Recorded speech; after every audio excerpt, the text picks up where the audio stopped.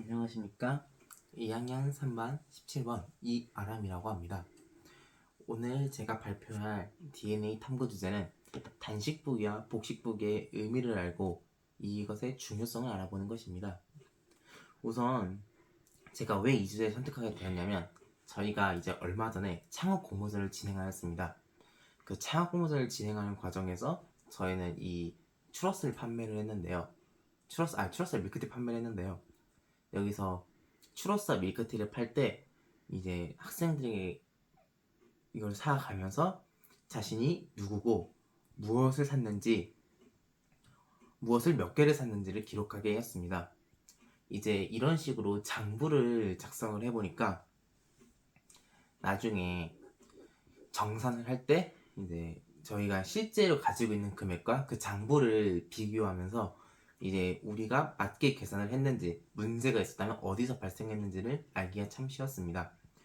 그래서 여기에 대해서 좀 더 알아본 결과 저희가 장부를 작성한 방법이 이제 단식부기에 가깝다라는 것을 확인을 하게 되었는데요. 그리고 또 이것을 알게 되면서 복식부기가 있다는 것도 알게 되었습니다. 저는 그래서 이 단식부기와 복식부기를 조사해보고 이거에 대해 좀 더 중요성까지 알아보는 것을 제 탐구 주제로 삼게 되었습니다. 이제 이론적 배경으로 이제 저희가 얘기한 이 부기는 회계의 작성 방법인데요. 회계란 개인이나 기업 따위의 경제활동 상황을 일정한 계산 방법으로 기록하고 정보화하는 것을 의미합니다. 그리고 또 이제 정보 공급자는 정보를 인식 및 처리, 보고하는 과정을 거치게 됩니다. 따라서 회계는 그냥 일종의 정보 시스템이라고도 할 수 있습니다. 우선 아까 얘기했던 것들 중에서 인식이란 거래 활동을 식별하는 것을 의미하는데요. 이제 어떤 것이냐면 자산, 자본, 부채가 변동되면 이제 여기서 우리가 얘기한 인식에 딱 걸리는 것으로 볼 수 있습니다. 그리고 측정은 저희가 인식의 과정에서 거래 활동 식별했지 않습니까? 그 거래 활동에서 어떻게 화폐 단위가 변화했는지 그것을 화폐 단위로 구체적인 값을 입력하는 것을 의미합니다. 그리고 이러한 회계의 기록 방식 중에는 부기가 있는데 이 부기는 자산, 자본, 부채의 출납 및 변동을 밝히는 기록법입니다. 이러한 방법을 통해 만들어진 회계 정보는 회계를 이용하는 사람의 정보 요구에 충족할 수 있도록 생성하고 제공해야 한다고 한국채택국제회계 기준의 재무회계의 목적으로서 분명히 명시되어 있습니다. 이제 제가 탐구할 내용을 말씀드리겠습니다. 우선 단식부기란 모든 거래를 수입 및 지출이라기보다는 수입 또는 지출이라고 말하는 게 맞습니다. 바로 이 수입을 적거나 아니면 지출, 즉 한쪽 측면에서만 기록을 하게 되는 것인데요. 이제 예를 들어 제가 10월 29일 날 생일 선물로 컴퓨터로서 100만 원을 사용을 한 상황이라고 생각을 해봅시다. 그럼 이제 단식부기에는 어떤 식으로 기록이 되냐? 우선 거래 일자인 10월 29일이 들어가게 됩니다. 그리고 그게 무슨 내용인지로서 컴퓨터 구입으로 들어가게 되고요. 이제 수입금은 이제 제가 돈을 벌어들인 경제활동이 아니므로 생략이 되고 지출 금액으로서 100만 원이 적히게 됩니다. 그리고 이러한 단식부기를 사용하는 유명한 또 다른 예시로는 간편장부가 있습니다. 그래서 간편장부란 국세청에서 만든 건데요. 국세청에서 회계장부를 근거로 이제 과세를 하기 위해서 개인 사업자가 수익 및 지출력을 쉽게 기록할 수 있도록 만든 장부라고 생각하시면 됩니다. 이제 두 번째로 복식부기가 있습니다. 그 복식부기란 하나의 거래를 단순히 수입과 지출이라는 결과만을 기록하지 않고 그 원인을 함께 기록하는 방법입니다. 즉 어떤 차변이라는 좌측의 항과 대변이라는 우측의 항으로 나눠서 기록을 하게 되는데요. 여기서 주의할 점이 이 회계를 기록하는 과정에서 언제든지 이 차변과 대변을 일치를 해야 합니다. 이것을 거래 이중성이라고 하는데요. 차변에는 자산의 증가, 부채의 감소, 자본의 감소, 비용의 증가가 적히며 대변에는 자산의 감소, 부채의 증가, 자본의 증가, 수익의 증가가 적힙니다. 이 8가지 항목을 거래의 판료서라고 부릅니다. 이때 주의할 점이 있습니다. 바로 이제 저희가 이렇게 4가지 항목으로 나눈다고 했으니까 원인과 결과도 차변과 대변 중 어느 쪽에 정해진다고 생각하기가 쉬운데요. 그렇지 않습니다. 이제 이 원인과 결과는 차변과 대변 중 어느 곳에 적힌다고 정해져 있는 것이 아니라 아까 제가 얘기했던 이 4가지에 해당하는 것을 적으면서 원인이 차변, 결과가 대변 이렇게 갈 수도 있고 결과가 차변, 원인이 대변 이렇게 갈 수도 있습니다. 이렇게 복식부기를 어떻게 작성하냐 예시를 들어보겠습니다. 상황은 아까와 똑같이 10월 29일에 제가 생일 선물로 컴퓨터를 100만원에 구입한 상황이라고 칩시다. 그럼 이제 처음에 거래 일자가 적히게 됩니다. 거래 일자는 아까와 똑같이 10월 29일입니다. 여기까지 동일해요. 근데 이제 차변, 즉 이제 저희는 여기에 컴퓨터라는 명목으로 그 목적을 적습니다. 즉 여기서 100만원 이렇게 적고요. 이제 대변, 즉 우측이죠. 여기에는 현금 감소라는 이름으로 100만원을 적습니다. 즉 제가 컴퓨터로 효용을 얻은 100만원이라는 금액을 적고 그걸 얻기 위한 그 자산의 감소인 100만원 또한 기록하게 되는 것입니다. 이렇게 기록을 해야 이제 차변과 대변이 같은 올바른 복식부기에 기록을 했다라고 볼 수 있는 것입니다. 이제 단식부기와 복식부기가 그래서 어떻게 다른지 설명드리겠습니다.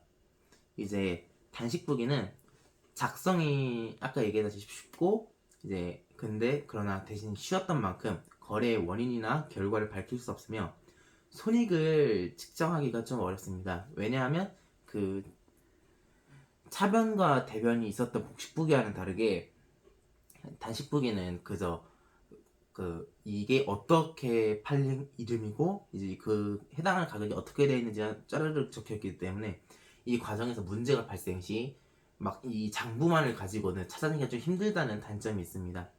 그래서 대외적으로는 신뢰도를 주기에 좀 부족할 수 있습니다.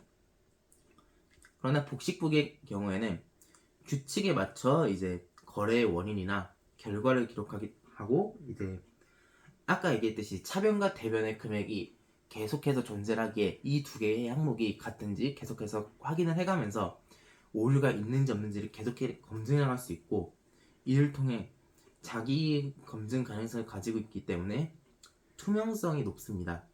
그래서 이 복식부기를 사용하면 대외적인 신뢰도를 높일 수 있다는 장점이 있습니다. 근데 여기서 이런 의문이 들 수 있습니다. 그러면은 그 오류가 발생했을 때 찾아내기 쉽고 이제 대외적으로 신뢰도도 높일 수 있는 그런 복식부기가 사용하는 게 무조건적으로 더 좋지 않을까? 단식부기를 왜 사용하는 걸까? 라는 이런 의문이 들 수 있는데요. 제가 그랬듯이 이제 제가 거기에 이걸 조사하면서 알아낸 답변으로는 이제 아까 얘기했듯이 이 단식부기와 복식부기의 작성이 용이한지에 달려 있습니다. 작성이 용이한 게 어때서? 라고 이제 간단하게 무시를 하고 넘어갈 수 있으신데요. 이게 회계를 하는 규모가 점점 커지다 보면은 이 회계를 장부를 작성할 때 점점 난이도가 어려워질 수 있습니다.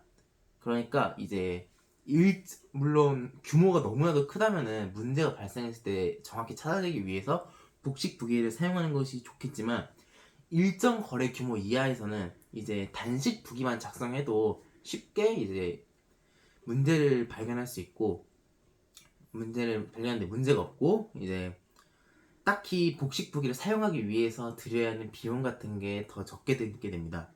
그러니까 즉 쉽게 말하자면 그 복식부기를 사용함으로써 얻게 되는 편익보다 그 복식부기를 사용하기 위해 드는 비용이 더 커지는 그런 상황이 발생할 수 있는 판매자들에게는 단식부기가 더 적합하다고 볼 수 있는 것입니다.